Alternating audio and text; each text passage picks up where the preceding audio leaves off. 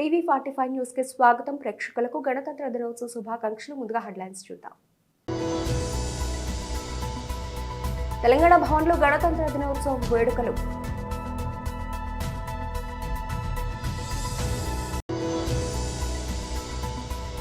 దేశ ప్రజలకు ప్రధాని మోదీ గణతంత్ర దినోత్సవ శుభాకాంక్షలు.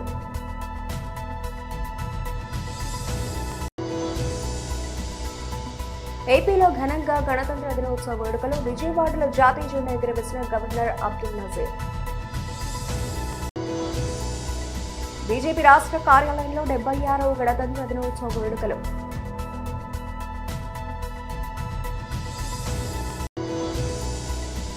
రెండో టీ20 కూడా భారతే. బ్యాట్తో అదరగొట్టిన తెలుగు కుర్రాడు తిలక్ వర్మ. తెలంగాణ భవన్లో గణతంత్ర దినోత్సవ వేడుకలు నిర్వహించారు. భారతదేశానికి స్వాతంత్రం సముపార్జించుకున్న తర్వాత ఈ దేశం అన్ని రంగాల్లో సత్వర సమగ్ర అభివృద్ధి సాధించబడాలి, అన్ని ప్రాంతాల వారు, అన్ని భాషల వారు, అన్ని మతాల వారు కూడా సగౌరవమైనటువంటి జీవితం గడపాలనేటువంటి ఆలోచనతో మరి స్వాతంత్రానంతరం భారత రాజ్యాంగ రచన కోసం ఏర్పాటు చేయబడ్డటువంటి కమిటీ ఇచ్చినటువంటి నివేదిక ఆధారంగా భారత రాజ్యాంగం 1950 జనవరి 26వ తారీఖు నుండి అమల్లోకి రావడం జరిగింది. మహానుభావుడైనటువంటి అంబేద్కర్ గారికి యావత్ తెలంగాణ జాతి రుణపడి ఉంటుంది. వారికి హృదయపూర్వకమైనటువంటి నివాళులు అర్పిస్తూ ఉన్నది. కారణం, చిన్న రాష్ట్రాల ఏర్పాటు అనేటువంటి సమస్య ఉత్పన్నమైనప్పుడు చిన్న రాష్ట్రాల ఏర్పాటు కేంద్ర నిర్ణయం ప్రకారం జరగాలి. ఏ ప్రాంతం అయితే రాష్ట్రంలో పెద్దగా ఉండి దోపిడీ చేస్తున్నదో ఆ వర్గం వారు చిన్న రాష్ట్రాన్ని, కొత్త రాష్ట్రాన్ని ఏర్పాటును అడ్డుకుంటారు అనేటువంటి విషయాన్ని ఆ మహానుభావుడు ఆ రోజే గ్రహించి దేశంలో అనేక కొత్త రాష్ట్రాలు ఏర్పాటు కావడానికి బాటలు వేసినటువంటి మహానుభావుని స్ఫూర్తితోనే మన ప్రియతమ నాయకులైనటువంటి కేసీఆర్ గారు సమైక్య ఆంధ్రప్రదేశ్లో తెలంగాణ ప్రాంతానికి జరుగుతున్న దోపిడీ, అవమానం, అణిచివేతకు వ్యతిరేకంగా ఒక్కడుగా బయలుదేరి తెలంగాణ ప్రజానీకాన్ని ఒక శక్తిగా మలిచి యావత్ భారతదేశ ప్రజల చేత, పార్టీల చేత తెలంగాణ రాష్ట్ర ఏర్పాటు ఆకాంక్ష సమంజసమైనది, న్యాయసమ్మతమైనది అనేటువంటి విషయాన్ని వారందరూ గుర్తించే విధంగా మరి ఉద్యమాన్ని నడిపించి తెలంగాణ రాష్ట్రం సాధించుకోవడం జరిగింది. కాబట్టి ఈ సందర్భంగా రాజ్యాంగంలో ఆ ప్రొవిజన్ ఏర్పాటు చేసినటువంటి మహానుభావుడికి మరొక్కసారి ఘనమైనటువంటి నివాళులు అర్పిస్తూ దేశానికి స్వాతంత్రం సముపార్జించి రాజ్యాంగం అమల్లోకి వచ్చిన తర్వాత కూడా ఇంకా జరగాల్సినటువంటి కొన్ని వర్గాలకు, కొన్ని ప్రాంతాలకు జరగాల్సినటువంటి న్యాయం జరగడం లేదు. కాబట్టి ఆ మహానుభావుడి స్ఫూర్తి అన్ని ప్రాంతాల వారు, అన్ని వర్గాల వారు మరి గౌరవప్రదమైనటువంటి జీవితం, అభివృద్ధిలో వారు భాగస్వాములు కావాలనేటువంటి దాన్ని అమలు చేయడంలో పాలక వర్గాలు కొంత మేరకు విఫలమైనవి. కాబట్టి ఏ వర్గాలకైతే స్వాతంత్రానంతరం దక్కాల్సినటువంటి వాటా కావచ్చు, ఫలాలు కావచ్చు, ఫలితాలు కావచ్చు రాలేకపోతూ ఉన్నాయో ఈ సందర్భంగా వారికి న్యాయం జరిగేటువంటి విధంగా కేంద్ర రాష్ట్ర ప్రభుత్వాలు నిర్ణయాలు తీసుకోవాలనేటువంటి విషయాన్ని గుర్తు చేస్తూ మరి రాజ్యాంగం అమల్లోకి వచ్చింది, దేశానికి స్వాతంత్రం వచ్చింది. భారతదేశంలో ఉండేటువంటి బీసీ కులాల వారు మా కుల గణన చేయండి అనేటువంటి నినాదంతో ఇన్ని సంవత్సరాల తర్వాత ఉద్యమించే లేదా వాళ్ళు నినదించేటువంటి, డిమాండ్ చేసేటువంటి పరిస్థితి వచ్చింది అనంటే అందరికీ సమాన న్యాయం చేయాలనేటువంటి ఆ మహానుభావుడి ఆశయాన్ని నెరవేర్చడంలో పాలక వర్గాలు విఫలమైనట్టు దానికి నిదర్శనం. కాబట్టి ఇప్పటికైనా తెలంగాణతో పాటు భారతదేశంలో ఉండేటువంటి బీసీల విషయంలో లేదా అన్యాయం లేదా ఇంకా వెనుకబాటుకు లోనైనటువంటి వర్గాలకు న్యాయం జరగడం విషయంలో ఈ రోజును స్ఫూర్తిగా తీసుకొని పాలక వర్గాలు అందరికీ న్యాయం చేయాలని డిమాండ్ చేస్తాం. ప్రధానమంత్రి నరేంద్ర మోదీ దేశ ప్రజలకు 76వ గణతంత్ర దినోత్సవ శుభాకాంక్షలు తెలిపారు. ఈ రాజ్యాంగాన్ని రూపొందించి ప్రజాస్వామ్యం, గౌరవంతో పాటు ఐక్యతగా దేశాభివృద్ధి ప్రయాణం సాగేలా కృషి చేసిన మహనీయులందరికీ సందర్భంగా నివాళులర్పిస్తున్నట్లు పేర్కొన్నారు. ఈ వేడుక మన రాజ్యాంగ విలువలను కాపాడుతుందన్నారు. బలమైన, సంపన్నమైన దేశాన్ని నిర్మించే దిశగా మన ప్రయత్నాలను బలోపేతం చేస్తుందని ఆశాభావం వ్యక్తం చేస్తూ మోదీ ట్వీట్ చేశారు. దేశ ప్రజలకు కేంద్ర హోంమంత్రి అమిత్ షా గణతంత్ర దినోత్సవ శుభాకాంక్షలు తెలిపారు.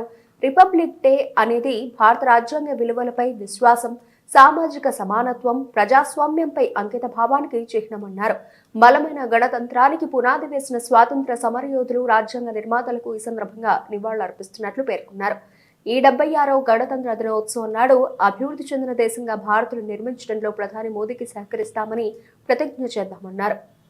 ఆంధ్రప్రదేశ్ రాష్ట్ర వ్యాప్తంగా రిపబ్లిక్ డే వేడుకలు ఘనంగా నిర్వహిస్తున్నారు.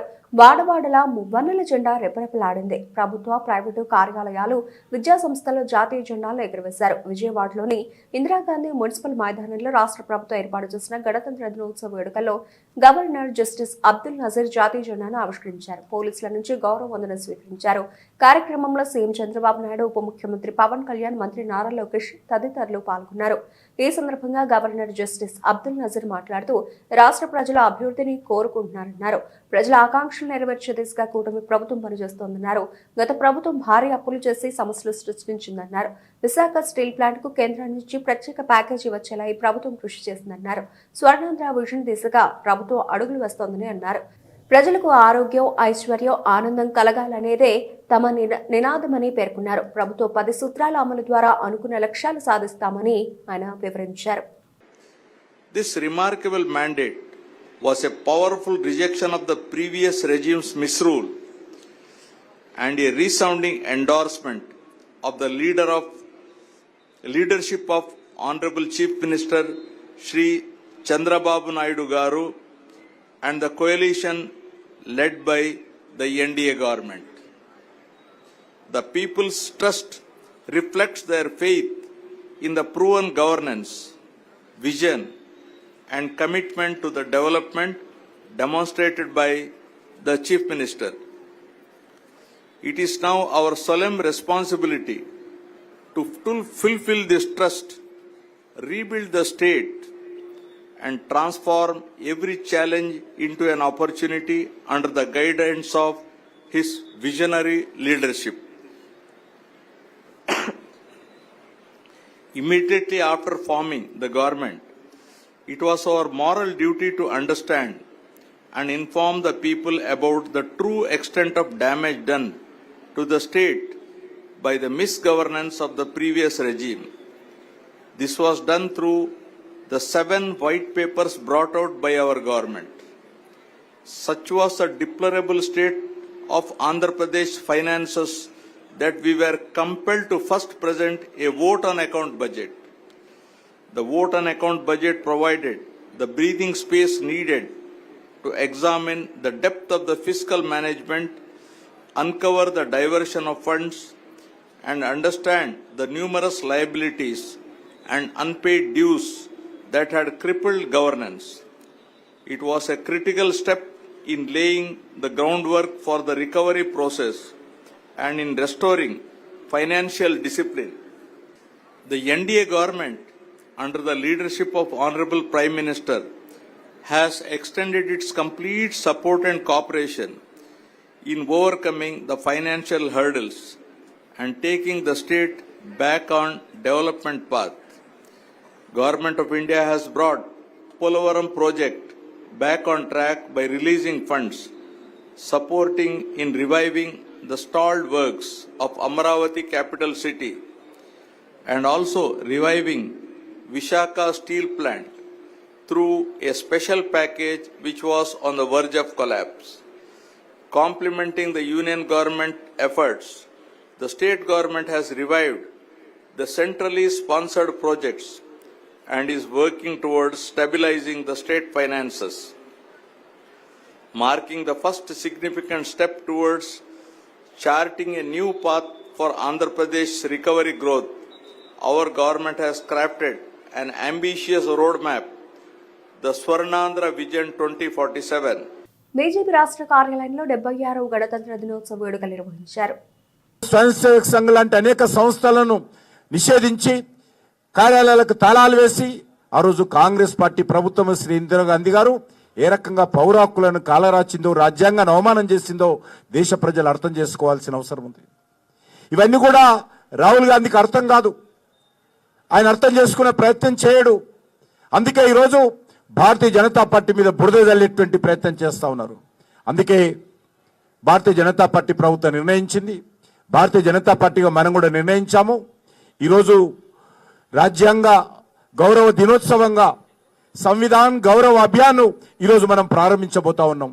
ఈ రోజు నుంచి సంవత్సరం పాటు ఈ దేశంలో ఉన్నటువంటి ప్రతి ఇంటికి వెళ్ళాలి, ఈ దేశంలో ఉన్నటువంటి ప్రతి బస్తీకి ప్రతి గ్రామానికి వెళ్ళాలి, ప్రతి ఒక్కరి దగ్గరికి వెళ్ళి డాక్టర్ బాబాసాహెబ్ అంబేద్కర్ యొక్క గొప్పతనాన్ని, ఆయన రూపకల్పన చేసినటువంటి రాజ్యాంగం యొక్క గొప్పతనాన్ని, ఇంతకుముందు లక్ష్మణ్ గారు చెప్పినట్టు మదర్ ఆఫ్ డెమోక్రసీ ఈ దేశంలో ఉంది.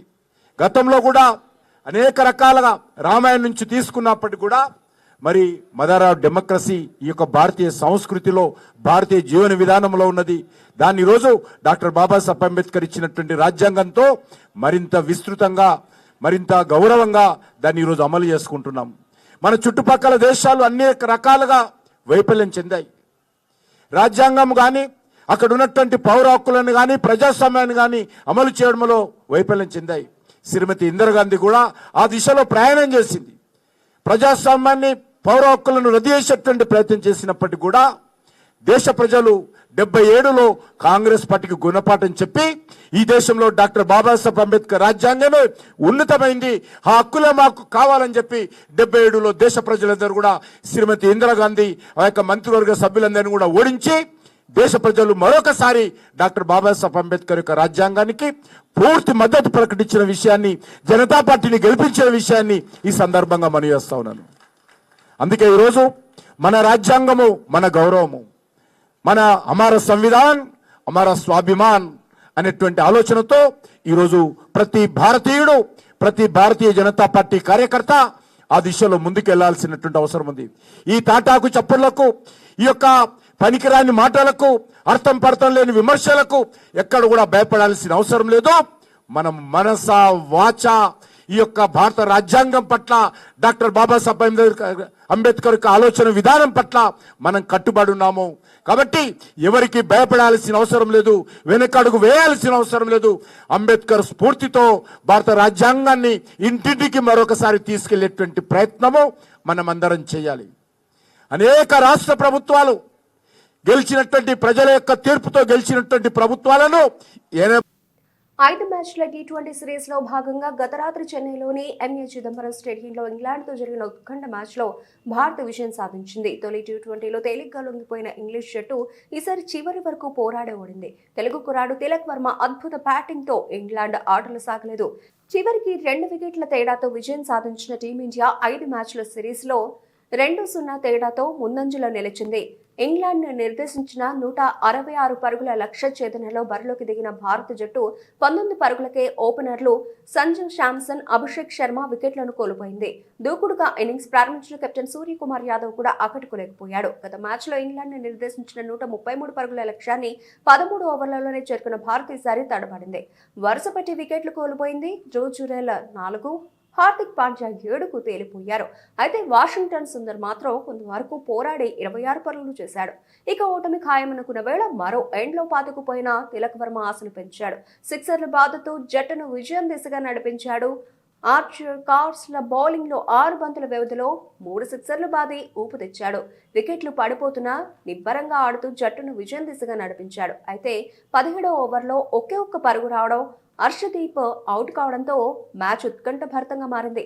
మ్యాచ్ చేజారినట్టే అనిపించింది. అయితే బిష్ణోయ్ సహకారంతో తిలక్ జట్టును గట్టెక్కించి విజయాన్ని అందించి పెట్టాడు. మరో 4 బంతులు మిగిలి ఉండగానే జట్టును గెలిపించాడు. మొత్తంగా 55 బంతులు ఆడిన తిలక్ వర్మ 4 4లో 5 సిక్సర్లతో 72 పరుగులు చేసి నాట్అవుట్గా నిలిచి player of the match award అందుకున్నాడు. ఇంగ్లాండ్ బౌలర్లలో బ్రైటన్ కార్స్కు 3 వికెట్లు దక్కాయి. అంతకుముందు టాస్ ఓడి బ్యాటింగ్కు దిగిన పర్యాటక జట్టు 20 ఓవర్లలో 9 వికెట్లు కోల్పోయి 165 పరుగులు చేసింది. 26 పరుగులకే ఓపెనర్లు సాల్ట్ డకెట్స్ వికెట్లను కోల్పోయింది. ఆ తర్వాత కుదురుకోవడంతో 9 ఓవర్లలో 74/3తో బలంగానే కనిపించింది. అయితే నిలకడగా ఆడుతూ పరుగులు రాబడుతున్న కెప్టెన్ జోస్ బట్లర్ను అక్షర్ పటేల్ పెవిలియన్ పంపడంతో ఇంగ్లాండ్ ఇబ్బందిలో పడింది. బట్లర్ 30 బంతుల్లో 2 4లు 3 సిక్సర్లతో 45 పరుగులు చేశాడు. మిగతా బ్యాటర్లు పెద్దగా రాణించలేకపోయారు. బట్లర్ తర్వాత కార్డ్స్ చేసిన 31 పరుగుల జట్టులో అత్యధికం. 17 బంతుల్లో 4, 3 సిక్సర్లు బాదాడు. జమీ స్మిత్ 22 పరుగులు చేశాడు. భారత బౌలర్లలో అక్షయ్ పటేల్, వరుణ్ చక్రవర్తి చెరో 2 వికెట్లు తీసుకున్నారు. కాగా ఈ నెల 28న రాజ్కోట్లో ఇరు జట్ల మధ్య 3వ టీ20 జరగనుంది. జైపూర్ మండలంలోని ఇందారం గ్రామంలో ఈ నెల 23న రాత్రి ఆవిడకు రాజా అనే ఆటో డ్రైవర్ను హత్య చేసిన నిందితులను అదుపులోకి తీసుకున్నట్లు Srirampur incharge CI Ravinder SS శ్రీధర్తో కలిసి జైపూర్లోని ఏసీపీ కార్యాలయంలో నిర్వహించిన సమావేశంలో ఏసీపీ వెంకటేశ్వర్లు వివరాలు వెల్లడించారు. నిన్న 24/1/2025 12:30 గంటల కంటే రాత్రి మధ్యరాత్రి ఇందారం అనే విలేజ్లో జైపూర్ మండలం పిఎస్ లిమిట్స్లో ఆవిడపు రాజయ్య అనే వ్యక్తిని తన కొడుకు తర్వాత తన స్నేహితులతో ఇద్దరు కలిసి జైలంపల్లి సందీప్ మరియు ఒక బాల నేరస్తుని పట్టుకొని గొంతు కోసి కత్తితోని గొంతు కోసి చంపేయడం జరిగింది. ఈ చంపేయడానికి ముఖ్య కారణం ఏంటంటే ఈ బాల నేరస్తుడు ఎవరైతే ఉన్నారో ఆయన తన తల్లిని రాజయ్య తన భార్యని తల్లిని తరచుగా వేధింపులకు గురి చేస్తూ అక్రమ సంబంధాలు పెట్టుకొని చెడు అలవాట్లు పెట్టుకొని తరచుగా గత 5-6 సంవత్సరాల నుంచి కంటిన్యూగా కొట్టుకుంటా పుట్టింటికి పంపించే క్రమంలో కొడుకు మనసులో గ్రడ్జ్ పెట్టుకొని మా తండ్రి ఎలాగైనా మా నాన్నని చంపేస్తాడన్న దురుద్దేశంతో మనసులో పెట్టుకొని ఎన్నటికైనా ఒకరోజు మా తల్లిని ఎంత ప్రమాదమైన ఉద్దేశంతో తన కొడుకుల్ని 24 సాయంత్రం బాగా తాగి రాత్రి 11 గంటల వరకు బాగా తాగి రాత్రి ఇంటికి వచ్చి తండ్రిని లేపి నమ్మించి కత్తితోని గొంతు కోయడం జరుగుతుంది. అందులో ఆ మృతుడు అక్కడికక్కడే ఇంట్లోనే చనిపోవడం జరుగుతుంది. ఈ నేరం జరుగుతున్నప్పుడు చుట్టుపక్కల వారు లేచి అందులో గడ్డం ప్రసాద్ అనే వ్యక్తి మనకు కంప్లైంట్ ఇవ్వడం జరిగింది. గడ్డం ప్రసాద్ ఇచ్చిన కంప్లైంట్పై ఐ విట్నెస్ ఈయన ప్రత్యక్ష సాక్షి ఈయన ఇచ్చిన సమాచారం మేరకు దరఖాస్తు నమోదు చేయడం జరిగింది. ఈ బాల నేరస్తులతో పాటు ఈ నేరస్తుని ఈరోజు ఇందారం ఐకే1 పోయే దారిలో 9:15 నిమిషాలకు అదుపులోకి తీసుకొని అరెస్ట్ చేయడం జరిగింది. వీరితో పాటు వీరు క్రైమ్లో యూజ్ చేసినటువంటి ఆయుధాలని, తర్వాత అక్కడ వాడినటువంటి సెల్ ఫోన్స్, తర్వాత వెహికల్స్ అన్నీ కూడా సీజ్ చేయడం జరిగింది. వీరిని ఈ బాల నేరస్తులు ఇద్దరిని కూడా మనం జోనల్ అక్కడికి పంపేయడం జరుగుతుంది. తర్వాత ఈ 18 years క్రాస్ అయిన ఏడుగురు మాత్రం కోర్టులో ప్రొడ్యూస్ చేయడం జరుగుతుంది. 76వ గణతంత్ర దినోత్సవ వేడుకలను పెద్దపల్లి జిల్లా రామగుండం పోలీస్ కమిషనరేట్ కార్యాలయంలో ఘనంగా నిర్వహించారు. కమిషనరేట్ కార్యాలయంలో Ramagundam police commissioner M Srinivas IPS పతాకావిష్కరణ చేసి గౌరవ వందనం స్వీకరించారు. సందర్భంగా పోలీస్ డిపార్ట్మెంట్లో ఉత్తమ సేవ అందించిన ఉద్యోగులు, హోంగార్డులకు ప్రశంసా పత్రాలు అందజేశారు. రామగుండం కమిషనరేట్ పరిధిలో లా అండ్ ఆర్డర్ పటిష్టంగా ఉందని, రాబోయే రోజుల్లో మరింత సేవలు ప్రజలకు అందిస్తామని సిపి పేర్కొన్నారు. ఉద్యోగస్తులకి, విద్యార్థులకి, మహిళలకి అందరికీ కూడా ఈరోజు గణతంత్ర దినోత్సవ శుభాకాంక్షలు. 76వ గణతంత్ర దినోత్సవం సందర్భంగా మీ అందరికీ మన రాజ్యాంగాన్ని ఇచ్చిన స్ఫూర్తితో మనం ఈరోజు స్వేచ్ఛ స్వాతంత్రాలతో అభివృద్ధిలో నడుస్తున్నందుకు మీ అందరికీ అభినందిస్తున్నాం. భారతదేశం ప్రతి ఏటా జనవరి 26వ తేదీన గణతంత్ర దినోత్సవాన్ని రిపబ్లిక్ డే అని ఘనంగా నిర్వహించుకుంటాం. ఈరోజు ప్రతి భారతీయుడి హృదయాల్లో ఒక ప్రత్యేక స్థానం ఉంది. ఎందుకంటే ఇది మన రాజ్యాంగాన్ని ఆమోదించిన రోజు. స్వేచ్ఛ, ప్రజాస్వామ్యం, సార్వభౌమత్వం, దేశభక్తి ఆకాంక్షలు, ఆదర్శాలను పొందుపరిచిన రోజు. మన స్వాతంత్ర్యం కోసం ధైర్యంగా పోరాడిన మన పూర్వీకుల త్యాగాలు, పోరాటాలు గుర్తు చేసుకునే రోజు. స్వేచ్ఛ భారత నిర్మాణాన్ని సహకరించిన అసంఖ్యాక మహోన్నత విలువలకు మనం కృతజ్ఞతలు తెలియజేసే రోజు. వలసదారుల పాలన నుంచి సార్వభౌమ గణతంత్ర వరకు ప్రయాణం అంత తేలికైంది ఏమీ కాదు. జనవరి 26 1915 ఆమోదించబడిన భారత రాజ్యాంగం కేవలం చట్టబద్ధన పత్రం మాత్రమే కాదు, న్యాయం, స్వేచ్ఛ, సమానత్వం మరియు సౌభ్రాతృత్వ సూత్రాలను సజీవ నిదర్శనం. మన రాజ్యాంగాన్ని ఆమోదించిన 7 దశాబ్దాల్లో భారతదేశం అన్ని రంగాల్లో గణనీయమైన ప్రగతి సాధించింది. ఈ గణతంత్ర దినోత్సవం సందర్భంగా మన సరిహద్దులను కాపాడే సైనికులకు, అన్నం పెట్టే రైతులకు, సాంకేతికంగా దేశాన్ని ముందు నడిపిస్తున్న శాస్త్రవేత్తలకు కృతజ్ఞతలు తెలియజేద్దాం. సమాజ నిర్మాణాన్ని మనవంతు కృషి చేద్దాం. ప్రతి ఒక్కరికి గణతంత్ర దినోత్సవ శుభాకాంక్షలు. జై హింద్. విక్టరీ వెంకటేష్ కొత్త సినిమా సంక్రాంతికి వస్తున్న బాక్స్ ఆఫీస్ వద్ద రికార్డు కలెక్షన్లు రాబడుతోంది. సంక్రాంతి కానుకగా ఈ నెల 14న థియేటర్లలోకి వచ్చిన ఈ మూవీ ఇప్పటి వరకు 260 కోట్ల రూపాయలు వసూలు చేసింది. త్వరలోనే 300 కోట్ల రూపాయలు వసూలు చేసే అవకాశం ఉందని ఈ సినిమా నిర్మాణ సంస్థ పేర్కొంది. విడుదలైన నాటి నుంచి థియేటర్లో హౌస్ఫుల్ బోర్డులు దర్శనమిస్తున్నాయని చెప్పింది. గడిచిన 24 గంటల్లో బుక్ మై షోలో సంక్రాంతికి వస్తున్న సినిమాకు 1.70 లక్షల టికెట్లు బుక్ అయ్యాయని తెలిపింది. కాగా అనిల్ రావుపూడి దర్శకత్వంలో వెంకటేష్ హీరోగా, మీనాక్షి చౌదరి, ఐశ్వర్య రాజేష్ హీరోయిన్లుగా తెరకెక్కిన సంక్రాంతికి వస్తున్న సినిమా ఫ్యామిలీ ఆడియన్స్ ను ఆకట్టుకుంటోంది. ఆంధ్ర, సీజెట్, నైజాం ప్రాంతాల్లో 5వ రోజు అత్యధిక కలెక్షన్లు రాబట్టిన తెలుగు సినిమాల జాబితాలో 2వ స్థానంలో నిలిచింది. ఓవర్సీస్ వసూళ్లలోనూ సంక్రాంతికి వస్తున్న రికార్డులు కొల్లగొడుతోందని చిత్ర బృందం తెలిపింది. వెంకటేష్ కెరీర్లోనే అత్యధిక ఓవర్సీస్ కలెక్షన్లు రాబట్టిన చిత్రంగా నిలిచిందని పేర్కొంది. ఇప్పటి వరకు నార్త్ అమెరికాలో $2.6 మిలియన్ వసూలు చేసింది. తొందరలోనే $3 మిలియన్ క్లబ్లో చేరే అవకాశం ఉందని నిర్మాణ సంస్థ తెలిపింది. ఈ సినిమాను సూపర్ హిట్ చేసిన అభిమానులకు నటీనటుల బృందం ధన్యవాదాలు తెలిపింది. ప్రముఖ నగరాల్లో సక్సెస్ మీట్లను నిర్వహిస్తోంది. తెలంగాణ భవన్లో గణతంత్ర దినోత్సవ వేడుకలు.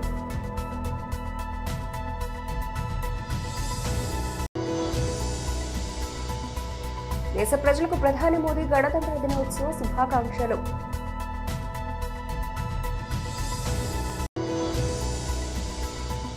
ఏపీలో ఘనంగా గణతంత్ర దినోత్సవ వేడుకలు. విజయవాడలో జాతీయ జెండా ఎగురవేసిన గవర్నర్ అబ్దుల్ నజీర్. బీజేపీ రాష్ట్ర కార్యాలయంలో 76వ గణతంత్ర దినోత్సవ వేడుకలు.